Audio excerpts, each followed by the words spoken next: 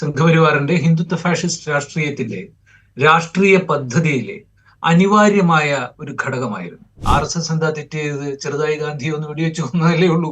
ഗാന്ധി പറഞ്ഞത് സോമനാഥ ക്ഷേത്രം പുതുക്കി പണിയുന്നത് ആളുകളുടെ പണം ഉപയോഗിച്ച് പുതുക്കി പണിയുന്നത് തെറ്റല്ല, പക്ഷെ അത് സർക്കാരിന്റെ പണം ഉപയോഗിച്ചോ സർക്കാരിന്റെ പങ്കാളിത്തത്തോടു കൂടിയോ ചെയ്യുന്ന ഒന്നാകരുത് എന്നുള്ളതാണ്.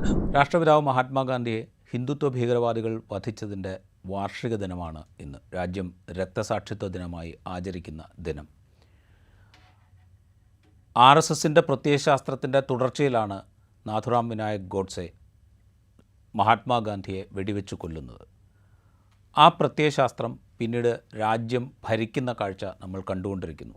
അങ്ങനെ ഭരിക്കുമ്പോൾ അവർ ഗാന്ധിയെ കൂടെ സ്വന്തമാക്കാൻ ശ്രമിക്കുന്ന കാലത്താണ് നമ്മൾ ജീവിക്കുന്നത്. ഈ സമയത്താണ് ഈ രക്തസാക്ഷിത്വ ദിനം കടന്നു പോകുന്നത്.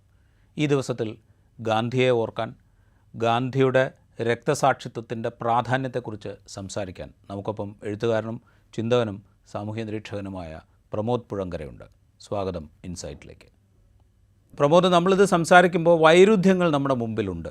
ഒന്ന്, സംഘപരിവാരത്തെ സംബന്ധിച്ച് മഹാത്മാഗാന്ധിയെ വധിച്ചതിൽ അവർക്കുള്ള പങ്ക് മറച്ചുവെക്കാനുള്ള ശ്രമങ്ങൾ ഒരു ഭാഗത്ത് നടക്കുന്നു. അതേസമയം ആ വധത്തിൽ നേരിട്ട് പങ്കെടുത്ത വ്യക്തിയെ പ്രകീർത്തിക്കുന്ന ആളുകളെ പാർലമെൻറ്റിലേക്ക് തിരഞ്ഞെടുക്കാൻ അവർ മടി കാണിക്കുന്നില്ല.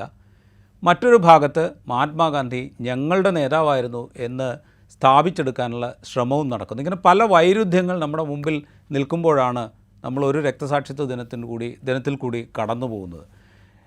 എന്താണ് ഈ സംഘപരിവാർ രാഷ്ട്രീയത്തിൽ മഹാത്മാഗാന്ധിയെ വധിച്ച ദിവസം, അല്ലെങ്കിൽ മഹാത്മാഗാന്ധിയെ വധിച്ചത് സംഘപരിവാർ രാഷ്ട്രീയത്തിൽ ഉണ്ടാക്കിയ മാറ്റം എന്താണ്? മഹാത്മാഗാന്ധിയുടെ വധം ഇന്ത്യയിലെ ഹിന്ദുത്വ ഫാഷിസ്റ്റ് രാഷ്ട്രീയത്തിന്റെ, സംഘപരിവാറിന്റെ ഹിന്ദുത്വ ഫാഷിസ്റ്റ് രാഷ്ട്രീയ പദ്ധതിയിലെ അനിവാര്യമായ ഒരു ഘടകമായിരുന്നു. ഒരു BJP-കാരൻ, ഒരു സംഘപരിവാറുകാരൻ കേരളത്തിലെ ഏതോ ഒരു ചാനൽ ചർച്ചയിൽ പറഞ്ഞ പോലെ RSS എന്താ തെറ്റിയത്? ചെറുതായി ഗാന്ധി ഒന്ന് വെടിവെച്ചു കൊന്നതല്ലേ ഉള്ളൂ എന്ന് ചോദിച്ച അതേ ലാഘവത്വത്തിൽ അല്ല വാസ്തവത്തിൽ സംഘപരിവാർ അത് ചെയ്തത്. വളരെ ഗൗരവമായി തന്നെയാണ് അവർ ആ പദ്ധതി നടപ്പാക്കിയത്. മഹാത്മാഗാന്ധിയെ വെടിവെച്ചു കൊല്ലുക എന്ന് പറയുന്നത് സംഘപരിവാറിന് ഇന്ത്യയിൽ ഒഴിവാക്കാനാകാത്ത ഒരു രാഷ്ട്രീയ പ്രക്രിയയായിരുന്നു. അത് നാഥുറാം വിനായക് ഗോഡ്സെയ്ക്ക് സംഭവിച്ച അയാളുടെ ഒരു ഉന്മാദത്തിലോ ആവേശത്തിലോ സംഭവിച്ച ഒരു കാര്യമായിരുന്നില്ല. അത് RSSന്റെ രൂപവത്കരണം മുതൽ VD സവർക്കറുടെ ഹിന്ദുത്വയുടെ നിർവചനങ്ങളിലൂടെ കടന്നുപോകുന്ന ഹിന്ദുത്വ രാഷ്ട്രീയത്തെ നിർമ്മിച്ചെടുത്ത ഇന്ത്യയിലെ ഹിന്ദുത്വ രാഷ്ട്രീയത്തിന്റെ ഹിംസാത്മകമായ പ്രത്യയശാസ്ത്രത്തെ ഇന്ത്യയുടെ സാമൂഹ്യ ശരീരത്തിലേക്കും ഇന്ത്യയുടെ രാഷ്ട്രീയ അധികാരത്തിലേക്കും വ്യാപരിപ്പിക്കുന്നതിന് വേണ്ടി സംഘപരിവാർ നടത്തിക്കൊണ്ടുവരുന്ന ആ ശ്രമത്തിലെ ഏറ്റവും നിർണായകമായ ഒരു പദ്ധതിയായിരുന്നു ഗാന്ധിവധം. അതായത് മഹാത്മാഗാന്ധി എന്ന് പറയുന്നത് വാസ്തവത്തിൽ എന്താണോ സംഘപരിവാർ ഇന്ത്യൻ രാഷ്ട്രീയ ശരീരത്തിലേക്കും ഇന്ത്യയുടെ സാമൂഹ്യ ശരീരത്തിലേക്കും സന്നിവേശിപ്പിക്കാൻ ശ്രമിച്ചിരുന്ന ഹിന്ദുത്വ പ്രത്യയശാസ്ത്രം, ഹിന്ദുത്വ രാഷ്ട്രീയം എന്തായിരുന്നു, അതിന് എതിർദിശയിലായിരുന്നു ഗാന്ധി എന്നുള്ളതാണ്. ഇത് നെഹ്റുവിൽ നിന്ന് വ്യത്യസ്തമായി, നെഹ്റുവിനെ ഒരു പ്രതീകമായാണ് ഞാൻ പറയുന്നത്. അതായത് നെഹ്റു അടക്കമുള്ള കോൺഗ്രസിലും അല്ലെങ്കിൽ ഇന്ത്യയുടെ ഒരു സെൻട്രിസ്റ്റ് പാർട്ടികളിലുമുള്ള ആളുകൾ പ്രതിനിധാനം ചെയ്തിരുന്ന പുരോഗമനപരമായ മതേതരമായ, ഒരുപക്ഷെ അന്നത്തെ കാലത്ത് ഇടതുപക്ഷ രാഷ്ട്രീയത്തോട് ചായ്വുണ്ടായിരുന്ന കോൺഗ്രസിലെ വിഭാഗം എന്ന് വിളിക്കാവുന്ന ഒരു വിഭാഗത്തിൽ നിന്നും വ്യത്യസ്തമായി ഗാന്ധി സംഘപരിവാറിന്റെ മുമ്പിലുള്ള വലിയൊരു പ്രശ്നമായി മാറിയത് ഗാന്ധി ഹിന്ദുമതത്തിന്റെ ആന്തരികമായ തത്വചിന്താ പദ്ധതിയെ ഗാന്ധിയും ഏറ്റെടുത്തിരുന്നു എന്നുള്ളത് കൊണ്ടാണ്. അതിൽ നമുക്ക് അഭിപ്രായ വ്യത്യാസങ്ങൾ ഗാന്ധിയുമായിട്ടുണ്ടാകാം. ഒരു മതേതര പക്ഷത്ത് നിന്ന്, പുരോഗമനപരമായ രാഷ്ട്രീയത്തിന്റെ പക്ഷത്ത് നിന്ന്, ജാതിവിരുദ്ധ രാഷ്ട്രീയത്തിന്റെ പക്ഷത്ത് നിന്ന് എല്ലാം ഗാന്ധിയുമായി നമുക്ക് അഭിപ്രായ വ്യത്യാസങ്ങൾ ഉണ്ടാകാം. പക്ഷെ അപ്പോഴൊക്കെയും നാം ഓർക്കേണ്ട ഒരു കാര്യം എന്ന് പറയുന്നത്, ഗാന്ധി ഈ ഹിന്ദുത്വ പ്രത്യയശാസ്ത്രം എങ്ങനെയാണോ ഹിന്ദുമതത്തെ ഹിംസാത്മകമായ ഒരു രാഷ്ട്രീയ പദ്ധതിയാക്കി മാറ്റുന്നതിനും അതിലെ ജാതി വ്യവസ്ഥയെ ശ്രേണീബദ്ധമായ ഒരു രാഷ്ട്രീയ അധികാര പദ്ധതിയാക്കി മാറ്റുന്നതിനും വേണ്ടി ഇന്ത്യയിൽ ശ്രമിച്ചിരുന്നത്, അതിന്റെ എതിർപക്ഷത്തായിരുന്നു ഗാന്ധി ഇരുന്ന ഒരു മതബോധം എന്ന് പറയുന്നത്, അല്ലെങ്കിൽ ഗാന്ധി അങ്ങനെയായിരുന്നു മതത്തെ കണ്ടിരുന്നത് എന്നുള്ളതാണ്. അതിലുള്ള സൂക്ഷ്മമായ അഭിപ്രായ വ്യത്യാസങ്ങളെ കാണാതെയല്ല ഞാൻ ഇത് പറയുന്നത്. അതുകൊണ്ട് തന്നെ തങ്ങളുടെ നേരെ എതിർവശത്ത് നിൽക്കുകയും തങ്ങളുടെ മതബദ്ധമായ ഹിംസാത്മക മതരാഷ്ട്രീയത്തെ എതിർക്കുകയും ചെയ്തിരുന്ന നെഹ്റു അടക്കമുള്ള പുരോഗമന ഇടതുപക്ഷ മതേതര ചേരിയെ ശത്രുപക്ഷത്ത് നിർത്തിക്കൊണ്ട് എതിർക്കുന്നതിനും ആക്രമിക്കുന്നതിനും തങ്ങൾക്ക് കഴിയുമെന്ന് അവർക്ക് ഉറപ്പുണ്ടായിരുന്നു. പക്ഷെ ഗാന്ധി അങ്ങനെയായിരുന്നില്ല. ഗാന്ധി തങ്ങൾ ഏത് വിഭാഗം ജനങ്ങളെയാണോ തങ്ങളുടെ ഹിന്ദുത്വ രാഷ്ട്രീയ പദ്ധതിയിലേക്ക് ആകർഷിക്കാൻ ശ്രമിക്കുന്നത് അവരുമായി നേരിട്ട് കമ്മ്യൂണിക്കേറ്റ് ചെയ്തിരുന്ന, തങ്ങൾ പറഞ്ഞു കൊടുക്കുന്ന മതമല്ല ഈ മതം എന്നും ഈ മതത്തെ ഇങ്ങനെയല്ല കാണേണ്ടത് എന്നും പറഞ്ഞിരുന്ന ഒരാൾ കൂടിയായാണ് ഗാന്ധി സംഘപരിവാർ രാഷ്ട്രീയത്തിന്റെ എതിർദിശയിൽ വന്നത്. മാത്രവുമല്ല, മതത്തെ രാഷ്ട്രീയവുമായി കൂട്ടിക്കെട്ടുന്നത് എങ്ങനെയാണ് എന്നുള്ളതിന് സംഘപരിവാർ ഇന്ത്യയിൽ ഹിന്ദുത്വ രാഷ്ട്രീയം RSS എങ്ങനെയാണ് മതത്തെ രാഷ്ട്രീയാധികാരത്തിലേക്ക് സന്നിവേശിപ്പിക്കാൻ ശ്രമിച്ചിരുന്നത്, അത്തരമൊരു രീതിയിലല്ല ഗാന്ധി മതത്തെയും മതചിഹ്നങ്ങളെയും മതബോധത്തെയും രാഷ്ട്രീയത്തിലേക്ക് ചേർത്ത് വെച്ചത്. ഇപ്പൊ ഖിലാഫത്ത് പ്രസ്ഥാനം മുതൽ പലപ്പോഴും നമുക്കത് കാണാൻ കഴിയും. ഗാന്ധി എങ്ങനെയാണ് മതത്തെ, അല്ലെങ്കിൽ ഇന്ത്യയിലെ മഹാഭൂരിപക്ഷം വരുന്ന ജനങ്ങളുടെ മതബദ്ധമായ ജീവിതത്തെ എങ്ങനെയാണ് കൊളോണിയൽ വിരുദ്ധ പോരാട്ടവുമായിട്ട് സന്നിവേശിപ്പിക്കാൻ ശ്രമിച്ചിരുന്നത്, ജാതി വിവേചനത്തിനെതിരെ എങ്ങനെയാണ് അതിനെ കൊണ്ടുവരാൻ ശ്രമിച്ചത് എന്നൊക്കെ നമുക്ക് കാണാൻ കഴിയും. അപ്പോഴും മതത്തെ രാഷ്ട്രീയാധികാരവുമായി ബന്ധപ്പെടുത്തുന്ന, നേരിട്ട് ഭരണാധികാരവുമായി ബന്ധപ്പെടുത്തുന്ന, മൊത്തം ജനങ്ങളുടെയും ജീവിതത്തെ നിയന്ത്രിക്കുന്ന ഒരു രാഷ്ട്രീയ പദ്ധതിയായിട്ട് ബന്ധപ്പെടുത്തുന്ന ഒരു മതരാഷ്ട്രീയ പദ്ധതി ഗാന്ധിക്ക് അന്യമായിരുന്നു. ഗാന്ധി അതിനെതിരായിരുന്നു. ഇത് നമുക്ക് സോമനാഥ ക്ഷേത്രത്തിന്റെ, ഇപ്പൊ നമുക്ക് എല്ലാവർക്കും അറിയുന്ന പോലെ ഇപ്പൊ ബാബറി മസ്ജിദ് തകർത്ത് അവിടെ രാമക്ഷേത്രത്തിന്റെ പ്രതിഷ്ഠ നടത്തിയ ആ ഹിന്ദുത്വ രാഷ്ട്രീയ പദ്ധതിയുടെ ഭാഗമായുള്ള ചർച്ചകളിലൊക്കെ നാം ഒരുപാട് പറഞ്ഞതും കേട്ടതുമാണ്. ഈ സോമനാഥ ക്ഷേത്രം, സ്വതന്ത്ര ഇന്ത്യയിൽ സോമനാഥ ക്ഷേത്രത്തിന്റെ ഉദ്ഘാടനത്തിന് രാജേന്ദ്ര പ്രസാദ് ആദ്യത്തെ രാഷ്ട്രപതി പോകാൻ നിന്നപ്പോ നെഹ്റു അതിനെതിരെ ഉന്നയിച്ച വിമർശനങ്ങൾ പലതവണ രാജേന്ദ്ര പ്രസാദിനോട് നെഹ്റു താങ്കൾ അങ്ങനെ പോകുന്നത് ശരിയാണെന്ന് എനിക്ക് തോന്നുന്നില്ല എന്നുള്ളത്, അതും ഒരു മതേതര ഭരണകൂടത്തിന്റെ തലവൻ എന്നുള്ള രീതിയിൽ താങ്കൾ അങ്ങനെ ചെയ്യുന്നത് ശരിയല്ല എന്ന് നെഹ്റു പറഞ്ഞത് ഒക്കെ നമ്മൾ അന്നത്തെ യാഥാസ്ഥിതികത്വവും ഹിന്ദുത്വ രാഷ്ട്രീയവും പുരോഗമന രാഷ്ട്രീയവും മതേതര ഭരണകൂടവും ഒക്കെ തമ്മിലുള്ള വൈരുദ്ധ്യങ്ങളുടെ ഭാഗമായി അതിന്റെ ചരിത്രപരമായ തെളിവുകളും സംവാദങ്ങളും അതിനുള്ളിലെ ആന്തരിക സംഘാതങ്ങളുടെ തെളിവുകളുമായി നമ്മൾ ഇന്ന് കാണുന്നുണ്ട്.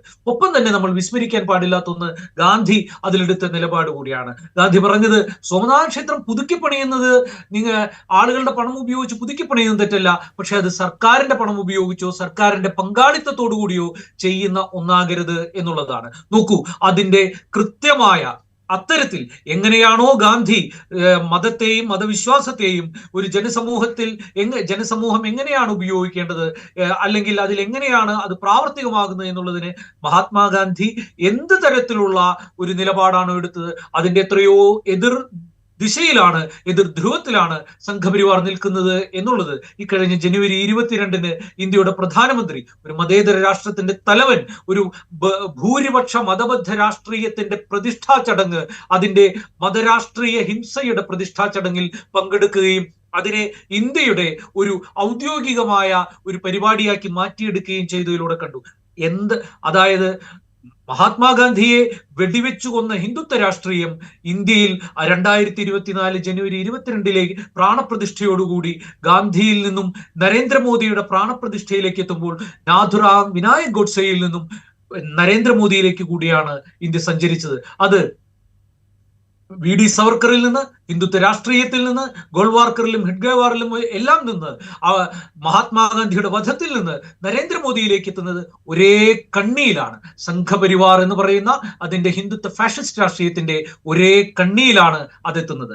അതായത് ഗാന്ധിവധം എന്ന് പറയുന്നത് ബാബറി മസ്ജിദ് തകർത്ത് രാമപ്രതിഷ്ഠ നടത്തിയ ജനുവരി 22 നരേന്ദ്രമോദി പ്രതിഷ്ഠ നടത്തുന്ന അതിലേക്ക് എത്തുന്ന ഒരു രാഷ്ട്രീയ പദ്ധതിയുടെ ഭാഗമാണ്. അത് സംഘപരിവാറിന്റെ RSSന്റെ ഒരു കൈത്തറ്റല്ല, ഗാന്ധിവധം RSSന്റെ ഒരു രാഷ്ട്രീയ പദ്ധതിയായിരുന്നു. നമ്മളിത് പറയുമ്പോൾ കുറച്ചുകൂടെ സൂക്ഷ്മമായി നമ്മൾ പറയുകയാണ്. ഇപ്പോൾ പ്രമോദ് സൂചിപ്പിച്ചതുപോലെ തന്നെ ഏത് കോൺസ്റ്റിറ്റ്യുവൻസിയെ അഡ്രസ്സ് ചെയ്യാനാണോ ഈ ഹിന്ദുത്വ രാഷ്ട്രീയ പദ്ധതി ആരംഭിച്ചത്, രാഷ്ട്രീയ സ്വയം സേവക് ശ്രമിച്ചത്, ആ കോൺസ്റ്റിറ്റ്യുവൻസിയുമായി കൂടുതൽ ആശയവിനിമയം നടത്താനും കൂടുതൽ ബന്ധം സ്ഥാപിക്കാനും മഹാത്മാഗാന്ധിക്കുണ്ടായിരുന്ന കഴിവ്, അതുവഴി ഒരുപക്ഷെ RSS ലക്ഷ്യമിട്ട ഹിന്ദുത്വ രാഷ്ട്രീയ പദ്ധതിയെ തടയാൻ മഹാത്മാഗാന്ധിക്കുണ്ടായിരുന്ന ശേഷി. നമ്മൾ പൊതുവിൽ കേൾക്കുന്നത് പോലെ മുസ്ലിങ്ങളോട് അനുകൂലമായി സംസാരിച്ചു അല്ലെങ്കിൽ മുസ്ലിങ്ങൾക്ക് വേണ്ടി നിലകൊണ്ടു എന്നതിനേക്കാൾ ഉപരി ഈ കോൺസ്റ്റിറ്റ്യുവൻസിയെ RSSൻ്റെ പദ്ധതിയിലേക്ക് കൊണ്ടുപോകുന്നതിന് തടസ്സമായി നിന്നു എന്നതായിരിക്കണം ഗാന്ധിയെ വധിക്കാൻ RSS അല്ലെങ്കിൽ നാഥുറാം ഗോഡ്സെ അടക്കമുള്ള ഹിന്ദുത്വ തീവ്രവാദികളെ പ്രേരിപ്പിച്ച ഘടകം. തീർച്ചയായും നമ്മൾ ഇന്ത്യയുടെ രാഷ്ട്രീയ ചരിത്രം, ഒരു കൊളോണിയൽ വിരുദ്ധ പോരാട്ടം ഇന്ത്യയിൽ രൂപപ്പെട്ടു വരുന്ന കാലഘട്ടത്തിൽ തന്നെ ഇന്ത്യയുടെ ദേശീയ സ്വാതന്ത്ര്യ സമരത്തിലും അല്ലെങ്കിൽ ഇന്ത്യയുടെ കൊളോണിയൽ വിരുദ്ധ പോരാട്ടത്തിന്റെയും ഒപ്പം തന്നെ ഒരു ഹിന്ദുത്വ രാഷ്ട്രീയ ധാര വികസിച്ചു വരുന്നതായിട്ട് നമുക്ക് കാണാം. ഇത് 19-ാം നൂറ്റാണ്ടിൽ തന്നെ ഇപ്പൊ നമുക്കറിയാം, ഹിന്ദു എന്ന് പറയുന്ന, ഹിന്ദു മതം എന്ന് പറയുന്ന ഒരു തലക്കെട്ടിന്റെ അടിയിലേക്ക് ഇന്ത്യയിലെ നമ്മൾ ഇന്ന് കാണുന്ന ഹിന്ദുക്കൾ എന്ന് വിളിക്കുന്ന ആളുകളെ ഒരുമിച്ച് ചേർത്ത് ഇട്ടത്, ഒരു കണക്കിന്റെ ഭാഗമായിട്ട് ചേർത്ത് നിർത്തിയിട്ടത് ബ്രിട്ടീഷുകാരാണ്. അവരുടെ സെൻസസിന്റെ ഒക്കെ ഭാഗമായിട്ടും അല്ലെങ്കിൽ അവര് ഇന്ത്യൻ ചരിത്രം എഴുതുന്നതിന്റെ ഭാഗമായിട്ടും ഒക്കെയാണ് നമ്മൾ ഇന്ന് കാണുന്ന ഈ ഹിന്ദു രൂപപ്പെടുന്നത്. വാസ്തവത്തിൽ ഹിന്ദു എന്ന് പറയുന്നത്, ഹിന്ദു മതം എന്ന് പറയുന്നത് ജാതിയാണ്, ജാതിക്കോട്ടയാണ് ഹിന്ദു മതം, അല്ലാതെ ഒരു ഹിന്ദു ഇല്ലല്ലോ. അതാണ് ഒരു പക്ഷേ ഈ ഹിന്ദു മതത്തിലേക്ക് ഖർവാപസി നേരിടുന്ന വലിയൊരു പ്രതിബന്ധം അതുകൂടിയാണല്ലോ. എങ്ങനെയാണ് ഏത് ഹിന്ദുവിന്, എവിടേക്കാണ് ഒരു ഹിന്ദുവായിട്ട് ആളുകൾ എടുക്കുക എന്നത്. അങ്ങനെയാണ് ഒരു ഇപ്പോ ഗോവയിലൊക്കെ സവർക്കറുടെ നേതൃത്വത്തിൽ നടന്ന ഈ ഹിന്ദു മത ഈ ശുദ്ധി പ്രസ്ഥാനത്തിന്റെയൊക്കെ ഭാഗമായിട്ട് ഹിന്ദുക്കളാക്കി മാറ്റുമ്പോൾ അവര് അതിനു വേണ്ടിയിട്ട് ഒരു നവഗൗഡർ ജാതി ഉണ്ടാക്കുന്നതിന് അവര് അങ്ങനെ ഉണ്ടാക്കേണ്ടി വന്നിരുന്നു. കാരണം എവിടേക്കാണ് ഹിന്ദുവാക്കി കൊണ്ടുവരുന്നത്. അപ്പൊ ഞാൻ പറഞ്ഞത് അന്ന് തൊട്ട് തന്നെ, പക്ഷേ അപ്പോഴും ഇത്തരത്തിലൊരു വിശാല ഹിന്ദുവിനെ ഉണ്ടാക്കുന്നതിന് വേണ്ടിയിട്ട്, ഒരു രാഷ്ട്രീയ ഹിന്ദുവിനെ, ഒരു പൊളിറ്റിക്കൽ ഹിന്ദുവിനെ, ഒരു വംശീയ രാഷ്ട്രീയത്തിന്റെ അടിസ്ഥാനത്തിലുള്ള ഒരു എത്തനോ നാഷൻ സ്റ്റേറ്റ് ഉണ്ടാക്കുന്നതിന്റെ ഭാഗമായിട്ടും ഒക്കെയുള്ള ഒരു ഹിന്ദുവിനെ ഉണ്ടാക്കുന്നതിനുള്ള ശ്രമങ്ങളും ഈ കൊളോണിയൽ വിരുദ്ധ സമരത്തിന്റെ മറ്റൊരു ഭാഗത്തായിട്ട് ഈ ഹിന്ദുത്വ രാഷ്ട്രീയത്തിന്റെ രൂപപ്പെടലിൽ നടന്നിരുന്നു. അങ്ങനെ നടന്നിരുന്ന ഒരു കാലത്താണ് ഗാന്ധി ഇന്ത്യയിൽ തന്റെ സ്വാതന്ത്ര്യ സമരത്തിലേക്ക്, ഗാന്ധിയുടെ നേതൃത്വത്തിൽ സ്വാതന്ത്ര്യ സമരം മറ്റൊരു രൂപത്തിലേക്ക് മാറുന്നത്. അതിനു മുമ്പ്, ആ കാലത്തും അതിനു മുമ്പുമായിട്ട് ഇപ്പൊ നമുക്ക് ബാലഗംഗാധർ തിലകിന്റെ നേതൃത്വത്തിൽ നടന്ന കൊളോണിയൽ വിരുദ്ധ സമരം എന്ന് വിളിക്കാവുന്ന സമരങ്ങൾ, ആ സമരത്തിൽ ഇത്തരത്തിലുള്ള ഒരു മിലിറ്റന്റ് ഹിന്ദുയിസത്തെ നിങ്ങൾക്ക് കാണാൻ കഴിയും. അത് വാസ്തവത്തിൽ ഹിന്ദു മതത്തിലെ യാഥാസ്ഥിതിക സ്വഭാവങ്ങളെ എല്ലാം ഉൾക്കൊള്ളുന്ന ഹിന്ദുമതത്തിന് ഒരു മിലിറ്റന്റ് സ്വഭാവമുണ്ടെന്നും അത് ദുർബലമല്ല എന്നും അത് തങ്ങളുടെ നഷ്ടപ്പെട്ട പ്രതാപകാലത്തെ വീണ്ടെടുക്കുന്ന തരത്തിലുള്ള സമരങ്ങളിലേക്ക് പോകണമെന്നും അതിന് ഹിന്ദുമതത്തിലെ രാഷ്ട്രീയ ചിഹ്നങ്ങളെ ഉപയോഗിക്കാമെന്നും ഒക്കെ തിലകാണ് ഇന്ത്യയിൽ വളരെ സജീവമായിട്ട് പ്രകടിപ്പിച്ചത്. അങ്ങനെയാണ് ശിവാജി ഉത്സവം, ഗണേശോത്സവം പോലുള്ള പരിപാടികൾ നടക്കുകയും ഒപ്പം തന്നെ ഹിന്ദുമതത്തിലെ കുട്ടികളുടെ വിവാഹപ്രായത്തിൽ കൂടുതൽ പുരോഗമനപരമായ നിയമങ്ങൾ കൊണ്ടുവന്ന ബ്രിട്ടീഷ് കൊളോണിയൽ നിയമങ്ങൾക്കെതിരെ ഈ ഹിന്ദു മതത്തിലെ ആഭ്യന്തര കാര്യങ്ങളിൽ കൊളോണിയൽ ഭരണകൂടം ഇടപെടുന്നു എന്നുള്ള രീതിയിൽ തിലകൻ എതിർക്കുന്നുണ്ട്. അപ്പൊ ഇത് വളരെ വ്യാപകമായിട്ട് ഇത്തരത്തിലൊരു ധാരയും മറ്റൊരു തരത്തിൽ രൂപപ്പെട്ടു വന്നിരുന്നു. അവിടെ ഗാന്ധിക്കെതിരായിട്ടുള്ള വലിയൊരു വിമർശനം എന്ന് പറയുന്നത്, ഗോഡ്സെ വരെ ഉന്നയിച്ച വിമർശനം എന്ന് പറയുന്നത്, ഗാന്ധി ഹിന്ദുക്കളെ ദുർബലരാക്കുന്നു എന്നുള്ളതാണ്. ഗാന്ധി അഹിംസ പറഞ്ഞുകൊണ്ട് ഹിന്ദുക്കളെ ദുർബലരാക്കുന്നു, ഹിന്ദുക്കളുടെ മിലിറ്റൻസിയെ ഇല്ലാതാക്കുന്നു, ഹിന്ദുക്കളുടെ മുകളിലുള്ള ആക്രമണങ്ങൾക്ക് ചെറുക്കുന്നതിന് ഗാന്ധി അവരെ പ്രാപ്തരല്ലാതാക്കുന്നു എന്നുള്ളതാണ്. ഇത് അതാണ് നേരത്തെ പറഞ്ഞത്. ഈ RSS എങ്ങനെയാണോ, ഏത് രീതിയിലാണോ ഹിന്ദു മതത്തിൽപ്പെട്ട ആളുകളെ എങ്ങനെയാണോ തങ്ങളുടെ ഹിംസാത്മകമായ ആക്രമണോത്സുകമായ ഹിന്ദുത്വ രാഷ്ട്രീയത്തിലേക്ക് കൊണ്ടുവരാൻ ശ്രമിക്കുന്നത്, അതിന്റെ മറുഭാഗത്തായിരുന്നു ഗാന്ധി. അതിൽ അഭിപ്രായ വ്യത്യാസങ്ങളുണ്ട്. ഗാന്ധി എങ്ങനെയാണ് മതത്തെയും ജാതിയെയും ഒക്കെ കണ്ടത് എന്നുള്ളത് അത് വേറൊരു വിശാലമായ മറ്റൊരു വിഷയമാണ്. പക്ഷെ RSSും ഗാന്ധിയും തമ്മിലുള്ള കാര്യമാണ് പറയുന്നത്. അതായത് വില്ലുകുലച്ച് ശരം തൊടുത്ത് താടകയെ കൊല്ലുന്ന രാമനെയാണ് RSS പൊക്കിപ്പിടിക്കുന്നതെങ്കിൽ, അല്ലെങ്കിൽ RSS ഉയർത്തിക്കാട്ടുന്ന രാമൻ എന്ന് പറയുന്നത് ഇന്ത്യയുടെ എല്ലാ തെരുവുകളിലും ഹിംസാത്മകമായ കണ്ണുകളോടെയും അതിശക്തമായ യുദ്ധസന്നാഹങ്ങളോടുകൂടിയും ആക്രമണോത്സുകനായി നിൽക്കുന്ന ഒരു രാമനെയാണ് RSS ഉയർത്തിക്കാണിക്കുന്നതെങ്കിൽ, മുസ്ലിങ്ങളുടെ ആരാധനാലയം, മറ്റ് അന്യമതസ്ഥരുടെ ആരാധനാലയങ്ങൾ തകർത്ത് അതിന്റെ മുകളിൽ തന്റെ പ്രതിഷ്ഠ നടത്തിക്കുന്നതിൽ ആനന്ദം കൊള്ളുന്ന ഒരു രാമനെയാണ് RSS സംഘപരിവാർ ഉയർത്തിക്കാണിക്കുന്നതെങ്കിൽ, ഗാന്ധിയുടെ രാമൻ അതായിരുന്നില്ല. ഗാന്ധിയുടെ രാമൻ എന്ന് പറയുന്നത്, ഗാന്ധിയുടെ രാമരാജ്യം എന്ന് പറയുന്നത്, അത് ഹിന്ദുമതത്തിലെ ചിഹ്നങ്ങളെയും ഹിന്ദുമതത്തിന്റെ പലപ്പോഴും ഈ സനാതന ഹിന്ദുധർമ്മം എന്ന് പറയുന്ന ഈ ജാതി വ്യവസ്ഥയിൽ ഊന്നി നിൽക്കുന്ന ഹിന്ദുമതത്തിന്റെ പ്രശ്നങ്ങളെയും കുറെയൊക്കെ അതിലെ കുഴപ്പങ്ങളെയും എല്ലാം ഉൾച്ചേർക്കുന്നതാണെങ്കിൽ കൂടി ഗാന്ധിയുടെ രാമരാജ്യവും ഗാന്ധിയുടെ രാമനും RSSന്റെ രാമനല്ലായിരുന്നു. അത് സാഹോദര്യത്തിന്റെയും അത് നീതിയുടെയും ഒരു ഛായ പടർത്തുന്ന ഒരു തത്വചിന്ത കൂടി ഗാന്ധി അതിൽ മുന്നോട്ട് വെച്ചിരുന്നു. RSSന് അതില്ല. RSSന്റെ നീതി എന്ന് പറയുന്നത് ഹിന്ദുത്വ രാഷ്ട്രീയത്തിൽ അധിഷ്ഠിതമാണ്, അത് വെറുപ്പിൽ അധിഷ്ഠിതമാണ്, അത് ശത്രു നിർമ്മാണത്തിൽ അധിഷ്ഠിതമാണ്. ഗാന്ധിയുടെ രാമൻ എന്ന് പറയുന്നത്, ഗാന്ധിയുടെ നീതിബോധം എന്ന് പറയുന്നത്, ഗാന്ധിയുടെ രാമരാജ്യം എന്ന് പറയുന്നത് ഇങ്ങനെ ശത്രുക്കളെ നിർമ്മിക്കുന്നതല്ല, അത് സാർവലൗകികമായ ഒരു യൂണിവേഴ്സലിസ്റ്റിക് ആയിട്ടുള്ള ഒരു നീതിബോധത്തിലും സാഹോദര്യത്തിലും സമത്വഭാവനയിലും അധിഷ്ഠിതമായിട്ടുള്ള ഒന്നായിരുന്നു. തീർച്ചയായും ഞാൻ വീണ്ടും പറയുന്നു, ഗാന്ധിയുമായിട്ടുള്ള അഭിപ്രായ വ്യത്യാസങ്ങൾ അത് സനാതന ഹിന്ദു ധർമ്മത്തെ ചൊല്ലി, ജാതി വ്യവസ്ഥയോടുള്ള ഗാന്ധിയുടെ നിലപാടുകളെ ചൊല്ലി അതെല്ലാം നമുക്ക് മറ്റൊരു ഭാഗത്ത് ചർച്ച ചെയ്യേണ്ടതുണ്ടെങ്കിലും RSSന്റെ രാമനല്ല, RSSന്റെ ഹിന്ദുമതമല്ല ഗാന്ധി മുന്നോട്ട് വെച്ച ഹിന്ദുമതം. അതുകൊണ്ടാണ് പാകിസ്ഥാൻകാരെ പാകിസ്ഥാന് വേണ്ടി വാദിക്കുകയാണ് ഗാന്ധി എന്നും, ഗാന്ധി ഹിന്ദുക്കളെ ദുർബലമാക്കുകയാണ് എന്നും ഒക്കെ പറഞ്ഞുകൊണ്ട് ഈ സംഘപരിവാറും ഹിന്ദുത്വ രാഷ്ട്രീയവും RSSും അതിന്റെ ഉൽപ്പന്നമായ നാഥുറാം വിനായക് ഗോഡ്സെയും ഗാന്ധിയെ വെടിവെച്ചു കൊല്ലുന്നത്. ഇത് മതത്തെക്കുറിച്ചിട്ടുള്ള, മതത്തെ എങ്ങനെയാണ് രാഷ്ട്രീയത്തിൽ ഉപയോഗിക്കുക, മതം എങ്ങനെയാണ് സമൂഹത്തിൽ ഇടപെടുക എന്നതിനെ കുറിച്ചിട്ടുള്ള വളരെ അടിസ്ഥാനപരമായ ഒരു തർക്കത്തിന്റെ കൂടി ഭാഗമാണ്. മതാധിഷ്ഠിതമായ ഒരു രാജ്യമാണ് RSS ഉണ്ടാക്കാൻ ആഗ്രഹിക്കുന്നത്. ആ രാജ്യത്ത് ആരൊക്കെയായിരിക്കണം പൗരന്മാർ എന്നുള്ള കാര്യത്തിൽ കൂടി RSS വളരെ കൃത്യമായ നിലപാട്, RSSും VD സവർക്കർ അതിനു മുമ്പ് ഹിന്ദുത്വയുടെ ഒരു പ്രത്യയശാസ്ത്ര പദ്ധതിക്ക് ഇന്ത്യയിൽ വളരെ കൃത്യമായൊരു ചട്ടക്കൂട് നൽകി, രാഷ്ട്രീയ ചട്ടക്കൂട് നൽകി എന്ന് നമുക്ക് പറയാവുന്ന VD സവർക്കറും കൃത്യമായത് പറയുന്നുണ്ട്. അങ്ങനെയാണ് ഇന്ത്യയിൽ ജനിച്ചവർ മാത്രമല്ല, ഇന്ത്യയെ പിതൃഭൂമിയും പുണ്യഭൂമിയുമായി കരുതുന്നവർ മാത്രമാണ് ഈ ഇന്ത്യക്കാർ എന്ന് പറയുന്ന ഒരു കൺസെപ്റ്റിലേക്ക്, ഒരു ആശയത്തിലേക്ക്, അതിനെ ഒരു രാഷ്ട്രീയ പരിപാടിയാക്കി മാറ്റുന്നതിലേക്ക് ഹിന്ദുത്വം എത്തുന്നത്.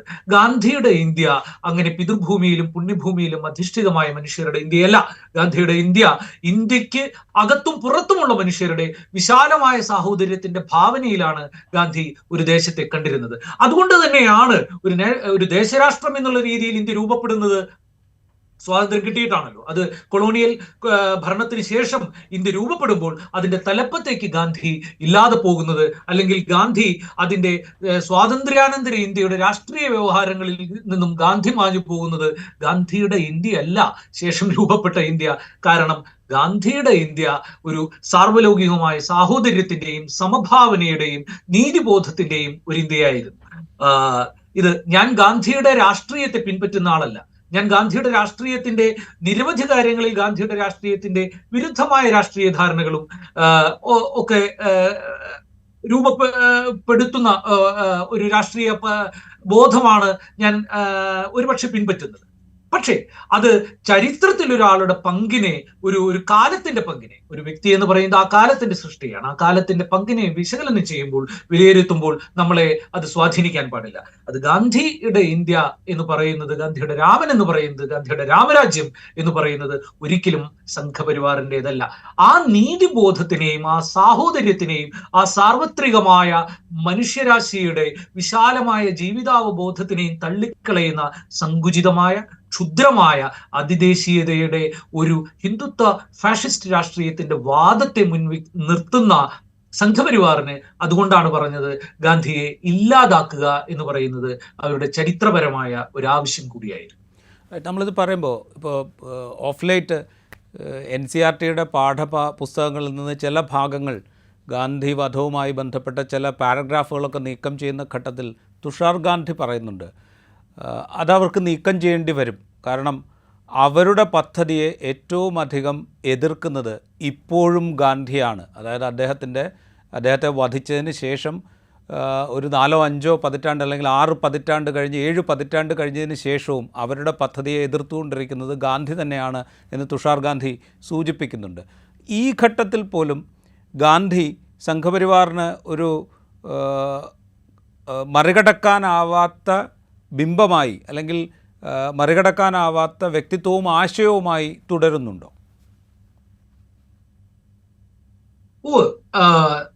ചരിത്രത്തിൽ നിന്നും ആളുകളെ എടുക്കുക എന്നുള്ളത് ഇന്ത്യയിലെ ഹിന്ദുത്വ രാഷ്ട്രീയത്തിന്റെ ഒരു വലിയ പരിപാടിയാണ്. ഈ ചരിത്രത്തെ മാനിപ്പുലേറ്റ് ചെയ്യുക എന്ന് പറയുന്നത് ഫാഷിസ്റ്റ് രാഷ്ട്രീയം ചെയ്യുന്ന ലോകത്തെല്ലായിടത്തും അത് ചെയ്യുന്ന ഒന്നാണ്. അത് പലപ്പോഴും ഗോൾഡൻ ഏജുകളെ കുറിച്ച്, തങ്ങളുടെ രാജ്യത്തിന്റെ ഇല്ലാതിരുന്ന ഒരു രാജ്യത്തിന്റെ രാജ്യാഭിമാനത്തെ കുറിച്ച് ഒക്കെ ആയിരിക്കും. അങ്ങനെയാണ് ഒരു ഗോൾഡൻ ഏജ് ഇന്ത്യയിൽ ഉണ്ടായിരുന്നു എന്നുള്ളതും അതൊരു ഹിന്ദു ചക്രവർത്തിമാരുടെ ഭരണകാലഘട്ടമായിരുന്നു എന്നുള്ളതും അതിനെ തകർത്തത് മുസ്ലിങ്ങളായിരുന്നു എന്നുള്ളതുമൊക്കെ എന്നുള്ള രീതിയിലുള്ള ഒരു പ്രചാരണം അവർ ചരിത്രത്തിലൂടെ കടത്തിക്കൊണ്ടുവരും. അപ്പൊ ചരിത്രത്തെ മാനിപ്പുലേറ്റ് ചെയ്യേണ്ടത് അവരുടെ ഒരു ആവശ്യമാണ്. ഏത് ഹിന്ദു രാജാവ് എന്നുള്ളതല്ല അവര് പറയാൻ ശ്രമിക്കുക. അത് പൊതുവായിട്ടൊരു ഹിന്ദു സമൂഹം എന്നുള്ള രീതിയിൽ അതിനെ രൂപപ്പെടുത്തുകയും അവിടെ ഒരു വിവേചനവുമില്ലാത്ത അസാധാരണമായ സൗഭാഗ്യങ്ങളുടെയും സമൃദ്ധിയുടെയും നടുവിൽ കഴിഞ്ഞിരുന്ന ഒരു രാജ്യമാണ് ഇന്ത്യ എന്നൊക്കെ രീതിയിൽ അങ്ങനെ പ്രചരിപ്പിക്കുകയും അതില്ലാതെ പോകുന്നത് ഈ മുസ്ലിം എന്ന് പറയുന്ന ഒരു ശത്രു വരുന്നതോടുകൂടിയാണ് എന്നും പറയുന്നു. ഈ രീതിയിൽ ചരിത്രത്തെ പല രീതിയിലും അപ്പൊ നമുക്കത് ഇപ്പോ പറഞ്ഞ പോലെ അത് പാഠപുസ്തകങ്ങളിൽ നിന്നും മാത്രമല്ല എല്ലാ തരത്തിലുള്ള സാമൂഹ്യാഖ്യാനങ്ങളിൽ നിന്നും മതേതരത്വത്തിന്റെ പുരോഗമനപരമായ രാഷ്ട്രീയത്തിന്റെ ധാരകൾ ഇല്ലാതാക്കുന്ന ഒരു പരിപാടി വളരെ കൃത്യമായിട്ട് നടത്തിക്കൊണ്ടിരിക്കുന്ന ആളുകളാണ്. അപ്പൊ ഈ പറഞ്ഞ പോലെ ഗാന്ധി എങ്ങനെ ഇല്ലാതെ നേരത്തെ സംസാരിച്ചതിന്റെ ഭാഗമായിട്ട് തുടർച്ചയായിട്ടാണ് അത് പറയേണ്ടത്. ഗാന്ധി ഇല്ലാതാക്കേണ്ടത് ഇപ്പൊ തുഷാർ ഗാന്ധി പറഞ്ഞ പോലെ RSSന്റെ ആവശ്യമാണ്. അതുകൊണ്ടാണ് ചരിത്രത്തിൽ നിന്നും അവർ ആളുകളെ എടുക്കുമ്പോൾ ഗാന്ധിയെ എങ്ങനെ അപ്രോപ്രിയേറ്റ് ചെയ്യാം എന്നുള്ളത് സംഘപരിവാറിന് ഇപ്പോഴും പിടികിട്ടുന്നില്ല. അവരതിന് ശ്രമിച്ചിട്ടില്ല എന്നല്ല. ഇപ്പൊ നെഹ്റുവിനെ അവർക്ക് ശ്രമിക്കാൻ പറ്റില്ല. കാരണം നെഹ്റു കൃത്യമായി മതരാഷ്ട്രീയത്തിന്റെ എതിർഭാഗത്ത് നിന്നിരുന്ന ഒരാളാണ്. അതുകൊണ്ട് തന്നെ നിയമസഭാ തെരഞ്ഞെടുപ്പ് വന്നാൽ നെഹ്റുവാണ് നരേന്ദ്രമോദിയുടെ പ്രധാന രാഷ്ട്രീയ എതിരാളി എന്ന് വരുന്നു. പക്ഷെ ഗാന്ധി അങ്ങനെയല്ല എന്നവർ കരുതുന്നു. ഗാന്ധിയെ നമുക്ക് അപ്രോപ്രിയേറ്റ് ചെയ്യാം എന്നാണ് അവർ ധരിക്കുന്നത്. പക്ഷേ ഗാന്ധി അങ്ങനെ അപ്രോപ്രിയേറ്റ് ചെയ്യാനായിട്ട് ഉപരിപ്ലവമായ അവര് മതത്തെക്കുറിച്ച് അല്ലെങ്കിൽ രഘുപതി രാഘവ രാജാറാം പാടുന്ന ഗാന്ധിയിലേക്ക് അടുത്തു ചെല്ലുമ്പോൾ തങ്ങളുടെ രാമനല്ല, തങ്ങളുടെ രഘുപതിയല്ല, രാഘവനല്ല, ഈ ഗാന്ധിയുടെ രാമൻ എന്ന് തിരിച്ചറിയുമ്പോൾ ഉണ്ടാകുന്ന ഒരു പൊള്ളൽ അവർക്കുണ്ട്. അവിടെ വെച്ച് അവർക്ക് ഗാന്ധിയെ തൊടാൻ കഴിയാതെ വരുന്നുണ്ട്. അതുകൊണ്ടാണ് അവർ ഗാന്ധിയിൽ നിന്നും അവർ ആകെ കൂടിയെടുത്തത് സ്വച്ഛ ഭാരത് അഭിയാനുള്ള ഒരു ഗാന്ധിയൊക്കെയാണ്. അതായത് ഗാന്ധി ഒരു ചൂലെടുത്ത് റോഡ് വൃത്തിയാക്കുമ്പോൾ മാത്രമാണ് നമുക്ക് ഗാന്ധി ഓർക്കാൻ കഴിയുന്നത് എന്നുള്ളതും രാജ്യത്തിന്റെ ഏറ്റവും കൃത്യമായ സാമൂഹ്യ രാഷ്ട്രീയ പ്രശ്നങ്ങളിൽ ഒരുപക്ഷെ ഇന്ത്യയുടെ ചരിത്രത്തിൽ ഏറ്റവും സർഗാത്മകമായി ഇടപെട്ട ഒരു രാഷ്ട്രീയ നേതാവായിരുന്നു ഗാന്ധി എന്നുള്ളത് അവർക്ക് തൊടാൻ കഴിയാതെ പോകുന്നത് അങ്ങനെയാണ്. ഗാന്ധിയുടെ രാഷ്ട്രീയ ചരിത്രത്തെ RSSന് സ്പർശിക്കാൻ കഴിയാതെ വരുന്നത് അങ്ങനെയാണ്. കാരണം RSS എന്താണോ അതിന്റെ സ്വാതന്ത്ര്യത്തിന് മുൻപുള്ള ഇന്ത്യയിൽ ചെയ്യാതിരുന്നത് അതെല്ലാമാണ് ഗാന്ധി ചെയ്തത്. അത് കൊളോണിയൽ വിരുദ്ധ പോരാട്ടമാണ്, അത് ജാതി വിവേചനങ്ങൾക്കെതിരായിട്ടുള്ള, നമുക്കതിൽ അഭിപ്രായ വ്യത്യാസങ്ങളുണ്ട് അതിന്റെ പൂർണ്ണതയെക്കുറിച്ച്, എങ്കിൽ പോലും ജാതി വിവേചനങ്ങൾക്കെതിരായിട്ടുള്ള ഒരു സാർവത്രികമായ സാഹോദര്യ ഭാവനയുടെ അടിസ്ഥാനത്തിലുള്ള സമരമാണ്. അത് ഏത് തരത്തിലുള്ള ഹിംസയ്ക്കുമെതിരായ സമരമാണ്. രാഷ്ട്രീയാധികാരത്തെ അടിച്ചമർത്തുന്നതിനുള്ള ഒരു ആയുധമാക്കി ഭരണകൂടം മാറ്റുന്നതിനുള്ള ഒരു രാഷ്ട്രീയാധികാര രൂപത്തിനെതിരായിട്ടുള്ള സമരമാണ്. ഒപ്പം തന്നെ വിശാലാടിസ്ഥാനത്തിൽ അത് എങ്ങും നടന്ന കൊളോണിയൽ വിരുദ്ധ പോരാട്ടത്തിന്റെ വളരെ കാതലുള്ള രാഷ്ട്രീയ സമരങ്ങളുടെ ഭാഗമാണ്. ഇവിടെയൊന്നും RSS ഇല്ല. അപ്പോ ഗാന്ധിയിൽ നിന്നും അവർക്ക് ആകെ കൂടി എടുക്കാൻ പറ്റുന്നത് ആ കണ്ണടയും ആ ഒരു റോഡ് വൃത്തിയാക്കുമ്പോൾ ഉള്ള നാടകത്തിന്റെ പേരിൽ ഗാന്ധിയുടെ ചിത്രവുമാണ്. ബാക്കി എവിടെയും അവർക്ക് ഗാന്ധിയെ തൊടാനാകുന്നില്ല. ഗാന്ധി എന്ന് പറയുന്നിടത്തെല്ലാം ഇന്ത്യയുടെ ചരിത്രത്തിൽ കൊളോണിയൽ വിരുദ്ധ പോരാട്ടമുണ്ട്. ഗാന്ധിയുടെ ഒരുപക്ഷെ ഗാന്ധി RSS അല്ലാത്ത ഈ നമ്മളിപ്പോ ഈ കേൾക്കുന്ന ഗാന്ധിയന്മാർ എന്ന് പറയുന്ന ആളുകൾ പോലും ഗാന്ധിയെ അങ്ങനെയാണല്ലോ സ്വാതന്ത്ര്യത്തിന് ശേഷം ചിത്രീകരിച്ചത്. ഒരു വടിയൊക്കെ കുത്തിപ്പിടിച്ച് കിടക്കുന്ന ഗാന്ധി അപ്പൂപ്പൻ ആയിട്ടാണ് ചിത്രീകരിച്ചത്. ഗാന്ധി ഒരിക്കലും അങ്ങനെയല്ല. വളരെ വിഗറസ് ആയിട്ടുള്ള, വളരെ വൈബ്രന്റ് ആയിട്ടുള്ള ഒരു രാഷ്ട്രീയ സമരം നടത്തിയ ഒരാളാണ് മഹാത്മാഗാന്ധി. ഏത് ഘട്ടത്തിലാണ് ഗാന്ധി ഇന്ത്യയിൽ വന്നതിന് ശേഷം ഗാന്ധി ജീവിച്ച എല്ലാ കാലഘട്ടത്തിലും ഗാന്ധി ഓരോ ദിവസവും ഇന്ത്യയുടെ കൊളോണിയൽ വിരുദ്ധ രാഷ്ട്രീയ സമരത്തിന്റെ ദിശയെ നിർണ്ണയിക്കുന്ന വിധത്തിൽ തന്റേതായ, നമുക്ക് അഭിപ്രായ വ്യത്യാസങ്ങൾ ഉണ്ടാകാം, തന്റേതായ ഇടപെടലുകൾ നടത്തിയ ഒരാളാണ്. രണ്ട് തരത്തിലുള്ള ധാരകളെ ഗാന്ധി ഒരേപോലെ തന്റെ സമരത്തിലേക്ക് കൊണ്ടുവന്നു എന്നുകൂടിയുണ്ട്. ഒന്ന്, വിശാലാടിസ്ഥാനത്തിലുള്ള കൊളോണിയൽ വിരുദ്ധ സമരം. അതേസമയം ഇന്ത്യൻ സമൂഹത്തിന്റെ ഉള്ളിൽ ഈ ഉള്ള ഒരു ആന്തരിക സംഘർഷങ്ങളെ അഡ്രസ് ചെയ്യുന്ന ഒരു സമരം. വേണമെങ്കിൽ ഗാന്ധിക്ക് അത് മാറ്റിവെക്കാമായി. ഉദാഹരണത്തിന് ഗാന്ധി ഉപ്പ് സത്യാഗ്രഹത്തിന് യാത്രയിൽ, ഗാന്ധിയുടെ യാത്രയിൽ ഒരു ഗ്രാമത്തിലെത്തിയപ്പോൾ, ഗുജറാത്തിൽ ഉള്ള ഒരു ഗ്രാമത്തിലെത്തിയപ്പോൾ ഗാന്ധി ചോദിക്കുന്നുണ്ട്, എന്തുകൊണ്ടാണ് മറ്റുള്ളവർ ഇവിടെ വരാതെ നിൽക്കുന്നത് എന്ന്. അപ്പോ ഇവര് പറയുന്നു, ഈ താഴ്ന്ന ജാതിക്കാരായിട്ടുള്ള ആളുകളുടെ ഭാഗത്തേക്ക് ഈ ഉയർന്ന ജാതിക്കാർ വരാത്തതാണ്, അവിടേക്ക് നമ്മൾ പിന്നെ പോകും എന്ന് പറയുന്നത്. അപ്പൊ നമ്മൾ ഈ ഉയർന്ന ജാതിക്കാര് അധികമുള്ള ഗ്രാമത്തിലാണോ നമ്മൾ താമസിക്കുന്നത് എന്ന് ചോദിക്കുന്നുണ്ട്. ആണ് എന്ന് പറയുമ്പോൾ ഗാന്ധി പറയുന്നു, അവർക്ക് അങ്ങനെ വരാൻ ബുദ്ധിമുട്ടുണ്ടെങ്കിൽ നമുക്കൊരു കാര്യം ചെയ്യാം, നമ്മുടെ താമസം തന്നെ അവർ താഴ്ന്ന ജാതിക്കാരെന്ന് വിളിക്കുന്ന മനുഷ്യരുള്ള ഗ്രാമത്തിലേക്ക് മാറ്റിക്കളയാം എന്ന് ഗാന്ധി പറയുന്നുണ്ട്. അതായത് ഓരോ നിമിഷവും തന്റെ മുമ്പിൽ വരുന്ന രാഷ്ട്രീയ പ്രശ്നങ്ങളോട് സംവദിക്കുകയും അതിനോട് ക്രിയാത്മകമായി തന്റെ ഇടപെടൽ നടത്തുകയും ചെയ്ത ഒരാളാണ് ഗാന്ധി. ഉപ്പ് കുറുക്കുന്നു എന്ന് പറയുന്നത് ഉപ്പ് കൂട്ടി കഞ്ഞി കുടിക്കാനല്ല ഉപ്പ് കുറുക്കുന്നത്. ഉപ്പ് കുറുക്കുന്നത് സ്വാതന്ത്ര്യത്തിന്റെ, ഒരു കൊളോണിയൽ വിരുദ്ധ പോരാട്ടത്തിന്റെ രാഷ്ട്രീയ ബോധത്തെയാണ് ഗാന്ധി കുറുക്കിയെടുക്കുന്നത്. ഗാന്ധി തണുപ്പില്ലാത്തത് കൊണ്ടല്ല ഗാന്ധി വസ്ത്രം ധരിക്കാത്തത്. ഈ തണുപ്പ് എന്ന് പറയുന്നത് ഈ നമ്മുടെ ഈ വടക്കേ ഇന്ത്യയിലെ ഏറ്റവും രൂക്ഷമായ കാലാവസ്ഥ, തണുപ്പിലും ചൂടിലുമൂടെ കടന്നു പോകുന്ന ഒരു സ്ഥലത്ത് ഏറ്റവും കുറച്ച് വസ്ത്രങ്ങൾ മതി തനിക്ക് എന്ന് പറയുന്നത് ഈ രാജ്യത്തെ ഏറ്റവും പതിതനായ മനുഷ്യന്റെ കണ്ണുനീരിനോട് തന്നെ ചേർത്ത് വെക്കാൻ കഴിയുന്ന ഒരു രാഷ്ട്രീയം താൻ അവരോട് പറയുന്നു എന്നവരെ ബോധ്യപ്പെടുത്തുന്നതിന് വേണ്ടിയാണ് ഗാന്ധി അത് ചെയ്തത്. അതായത് സാമ്പത്തികമായി, രാഷ്ട്രീയമായി, പൊളിറ്റിക്കൽ ഇക്കോണമിയിൽ ഇടപെടുന്ന, രാഷ്ട്രീയ അധികാരത്തിന്റെ രൂപത്തിൽ മാത്രമല്ല, സാമ്പത്തിക ഇടപെടലുകളുടെ രൂപത്തിൽ, സാമ്പത്തിക വ്യവഹാരങ്ങളുടെ രൂപത്തിലെല്ലാം മനുഷ്യരുടെ ജീവിതത്തെ ഞെക്കി അതിനില്ലാതാക്കുന്ന, ഇന്ത്യയെ ഇല്ലാതാക്കുന്ന കൊളോണിയൽ ഭരണത്തിനെതിരായി ആ മേഖലകളിലെല്ലാം കൃത്യമായ രാഷ്ട്രീയ ഇടപെടലാണ് ഗാന്ധി നടത്തിയത്. ഗാന്ധിയോട് ഒരിക്കൽ ഈ ഖദർ വസ്ത്രങ്ങൾ നെയ്യുന്നവരുടെ ഒരു കോപ്പറേറ്റീവ് പോലെ ഒരു സംഘം രൂപീകരിച്ച് അതിന്റെ നേതാക്കന്മാര് അദ്ദേഹത്തെ വന്ന് കാണുമ്പോൾ അതിനെക്കുറിച്ച് സംസാരിക്കുന്നുണ്ട്. അപ്പൊ ഗാന്ധി വളരെ ആലോചിച്ച് ഗാന്ധി ഇങ്ങനെ അവരോട് പറയുന്നുണ്ട്, വാസ്തവത്തിൽ ഇത് ഇത്തരത്തിലുള്ള സംഘടനകൾ ഉണ്ടാക്കി ആളുകൾ ഒരു തൊഴിൽ എന്നുള്ള രീതിയിൽ ഉണ്ടാക്കുകയും വിൽക്കുകയും അങ്ങനെ ഖദർ പ്രചരിപ്പിക്കുകയും ചെയ്യുന്നതല്ല ഞാൻ അതിനെക്കുറിച്ച് കാണുന്ന ഒരു സ്വപ്നം എന്ന് പറയുന്നത്, അല്ലെങ്കിൽ എൻ്റെ ഒരു സങ്കല്പം എന്ന് പറയുന്നതല്ല.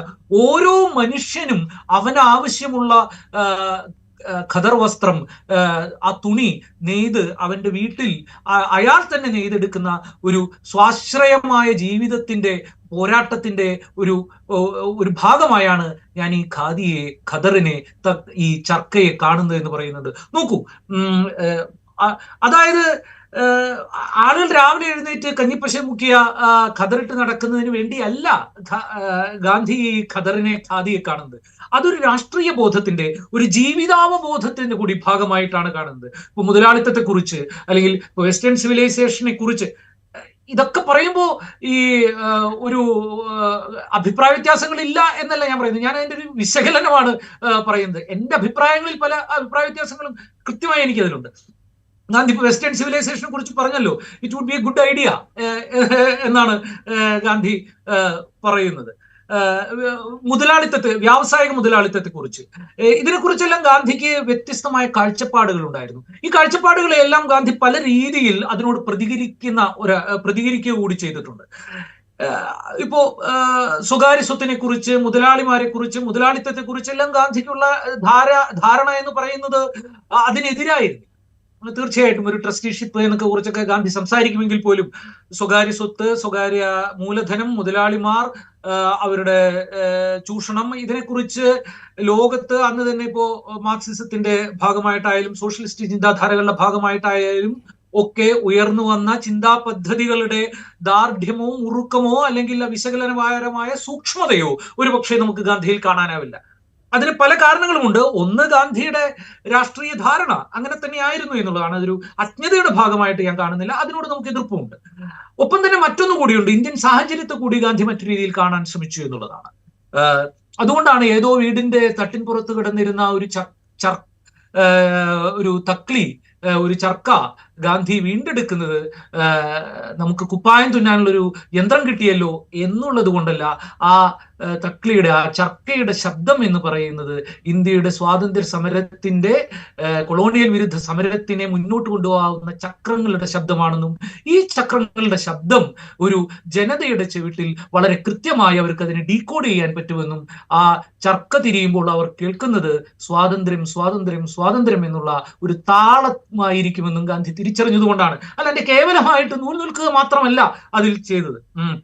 അപ്പോ ഞാൻ പറഞ്ഞത് എങ്ങനെ RSSനെ ഇതിൽ ആ ചോദ്യത്തിലേക്ക് ഞാൻ ഇതിനെ ബന്ധിപ്പിക്കുന്നത് എങ്ങനെയാണെന്ന് വെച്ചാൽ, ഇവിടെയൊന്നും സംഘപരിവാറോ ഹിന്ദുത്വ രാഷ്ട്രീയമോ ഇല്ല. ഹിന്ദുത്വ രാഷ്ട്രീയത്തിന് ഇങ്ങനെ രാജ്യത്തിന്റെ പൊളിറ്റിക്കൽ ഇക്കോണമിയിൽ ഇത്തരത്തിൽ അതിന്റെ വ്യവസ്ഥാപിതമായ ചൂഷണ ഘടനയെ എതിർക്കുന്ന യാതൊരു പദ്ധതിയും അതിനില്ല. അതിന്റെ കൃത്യമായ അടിത്തറ എന്ന് പറയുന്നത് നിലവിലുള്ള ചൂഷണ പദ്ധതിയെ യാതൊരു പ്രശ്നവുമില്ലാതെ മുന്നോട്ട് കൊണ്ടുപോവുകയും അതിനൊപ്പം ഹിന്ദുത്വ വംശീയതയുടെ അടിസ്ഥാനത്തിലുള്ള ഒരു മതരാഷ്ട്രം നിർമ്മിക്കുകയുമാണ്. അതുകൊണ്ട് തന്നെ ഗാന്ധി ഉയർത്തിപ്പിടിച്ച, ഇപ്പൊ നമ്മൾ പറയും ഗാന്ധി കൂടിയാണ് ഇന്ത്യൻ രാഷ്ട്രീയത്തിൽ മതത്തെ കലർത്തിയത് എന്ന് അങ്ങനെ ഒരു ആക്ഷേപം നമുക്ക് കേൾക്കാനാവും. പക്ഷെ വാസ്തവത്തിൽ നമ്മൾ നോക്കിയപ്പോൾ ഖിലാഫത്ത് പ്രസ്ഥാനത്തിന്റെ ഒരു കാലഘട്ടം, അതിനെയൊക്കെ നമ്മൾ വിശാലമായ ഒരു ലോക സാഹചര്യം കൂടിയായിട്ടാണ് നമ്മൾ അതിനെ ബന്ധിപ്പിക്കേണ്ടത്. അത് കഴിഞ്ഞാൽ ഗാന്ധി നേരിട്ട്, നമ്മൾ ഗാന്ധിയുടെ ജീവിതത്തെയോ ഗാന്ധിയുടെ സമരത്തെയോ നോക്കിക്കഴിഞ്ഞാൽ ഗാന്ധി നേരിട്ട് ഈ മതത്തെ രാഷ്ട്രീയവുമായി ബന്ധിപ്പിക്കുന്ന ഒരു പരിപാടിയും ഗാന്ധി അങ്ങനെ നടത്തിയിട്ടില്ല എന്ന് നമുക്ക് കൃത്യമായിട്ട് കാണാൻ കഴിയും. ഗാന്ധി നടത്തിയത് മുഴുവൻ കൊളോണിയൽ വിരുദ്ധ പോരാട്ടത്തിന്റെ ഭാഗമായിട്ടുള്ള ബഹുജന സമരങ്ങൾ തന്നെയാണ് ഗാന്ധി നടത്തിയിട്ടുള്ളത്. ആ സമരങ്ങളിൽ നമുക്ക് ഇപ്പൊ ചൗരി ചൗര സംഭവം നടന്നപ്പോൾ, അല്ലെങ്കിൽ അതിനു മുമ്പ് അതിന്റെ രണ്ടാം ഘട്ടത്തിൽ സ്വാതന്ത്ര്യ സമരത്തിന്റെ മറ്റൊരു സിവിൽ ഡിസൊബീഡിയൻസിന്റെ മറ്റൊരു ഘട്ടത്തിൽ ആളുകൾ കൂടുതൽ ആക്രമണോത്സുകമായ സമര രീതികളിലേക്ക് മാറിയപ്പോൾ, ഇപ്പോ നാവിക കലാപത്തെ, ഇതിനൊക്കെ ഗാന്ധി തള്ളിപ്പറഞ്ഞിട്ടുണ്ട്. അതിനോട് നമുക്ക് വിയോജിപ്പുമുണ്ട്. അത് ഗാന്ധിയുടെ ഒരു പൊളിറ്റിക്കൽ ഐഡിയോളജിയുടെ ഒരു ഭാഗമാണ്. എങ്ങനെയാണ് ഒരു രാജ്യം സ്വതന്ത്രമാകേണ്ടത് എന്നുള്ളതിന് ഗാന്ധി കണ്ടെത്തിയിരുന്നത് ആളുകളുടെ വ്യക്തിപരമായ രീതിയിൽ റിഫൈൻ ചെയ്യപ്പെട്ട മനുഷ്യരുടെ ഒരു സമൂഹമായിട്ടാണ് ഗാന്ധി സമൂഹത്തെ കണ്ടത്. വളരെ സൂക്ഷ്മവും വിശാലവുമായ രാഷ്ട്രീയാധികാര ബന്ധവും അതിന്റെ പൊളിറ്റിക്കൽ ഇക്കോണമിയും ആണ് മനുഷ്യനെ റിഫൈൻ ചെയ്യിപ്പിക്കുന്നതിന്റെ പ്രധാന ഘടകം എന്നുള്ളത് ഗാന്ധി തിരിച്ചറിയുകയോ അല്ലെങ്കിൽ അതിനെ അംഗീകരിക്കുകയോ ചെയ്തിട്ടില്ല. എന്ന് മാത്രമല്ല, ഇന്ത്യയിലെ ഏറ്റവും അടിച്ചമർത്തപ്പെട്ട മനുഷ്യർ അവർ അധികാരം പിടിച്ചെടുക്കുന്നതിന്റെ അടുത്തേക്ക് വളരെ അതിനുവേണ്ടി വളരെ ധീരമായും വളരെ സമരോത്സുകമായും മുന്നോട്ട് പോകുന്ന സമയങ്ങളിലെല്ലാം ഗാന്ധി അതിനെ തടയിടുന്നുണ്ട്. കാരണം അത്തരത്തിൽ ഹിംസാത്മകമായ രൂപത്തിൽ ചൂഷണം ചെയ്യുന്ന ഒരു അധികാര ഘടനയെ അതേ രീതിയിൽ എതിർക്കുകയും അതിനെ അട്ടിമറിക്കുകയും ചെയ്യുന്ന ഒരു സമരത്തെ ഗാന്ധി അംഗീകരിച്ചിട്ടില്ല. അത് ഗാന്ധിയോടുള്ള നമ്മുടെ വിയോജിപ്പാണ്. പക്ഷേ RSSന് ഗാന്ധിയോടുള്ള വിയോജിപ്പതല്ല. RSSന് ഗാന്ധിയോടുള്ള വിയോജിപ്പ് എന്ന് പറയുന്നത് തങ്ങളുടെ ഹിന്ദുത്വ രാഷ്ട്രീയ പദ്ധതിയുടെ എതിർവശത്ത് നിൽക്കുന്ന ഒരാളായിരുന്നു ഗാന്ധി എന്നുള്ളതും, ഗാന്ധി എന്ന് പറയുമ്പോൾ, ഗാന്ധിയുടെ രാമരാജ്യം എന്ന് പറയുമ്പോൾ ആളുകൾക്ക്, മനുഷ്യർക്ക് നീതിയെക്കുറിച്ച് ഓർമ്മ വരും, മനുഷ്യർക്ക് സമത്വത്തെക്കുറിച്ചും തുല്യതയെക്കുറിച്ചും ഓർമ്മ വരും, നമുക്ക് ലഭ്യമാകാതെ പോകുന്ന ഒരു നീതിയെക്കുറിച്ചാണ് ഓർമ്മ വരുന്നത്. ഗാന്ധിയുടെ രാമരാജ്യത്തെ കുറിച്ച് പറയും. RSSന്റെ രാമരാജ്യത്തെ കുറിച്ച് പറയുമ്പോൾ കലാപങ്ങളെക്കുറിച്ച്, രഥയാത്രകൾ കടന്നുപോയ സ്ഥലത്ത് ചിതറിത്തെറിച്ച മനുഷ്യരുടെ രക്തത്തെയും മാംസത്തെയും കുറിച്ച്, ഹിംസാത്മകമായ ഒരു ആക്രോശിക്കുന്ന ഒരു ലോകത്തെക്കുറിച്ചാണ് നമുക്ക് ഓർമ്മ വരുന്നത്. റൈറ്റ്. വളരെയധികം നന്ദി പ്രമോദ് ഞങ്ങളോട് ഈ സമയത്ത് സംസാരിച്ചതിന്. എങ്ങനെയാണ് ഒരു ഹിന്ദുത്വ പദ്ധതിക്ക് എതിരായി ഗാന്ധിയുടെ ആശയാദർശങ്ങൾ നിലനിന്നത്, അതുകൊണ്ടാണ് RSSന് അല്ലെങ്കിൽ ആ ഹിന്ദുത്വ രാഷ്ട്രീയത്തിന് ഗാന്ധിയെ ഇല്ലായ്മ ചെയ്യേണ്ടി വന്നത്, അത് വളരെ വ്യക്തമായി പറഞ്ഞു തന്നതിന് പ്രമോദ് നന്ദി. ഞങ്ങളോട് സഹകരിച്ചതിന്. ഇൻസൈറ്റിൻ്റെ ഈ എപ്പിസോഡ് ഇവിടെ പൂർണ്ണമാകുന്നു. മറ്റൊരു എപ്പിസോഡുമായി വീണ്ടും കാണാം.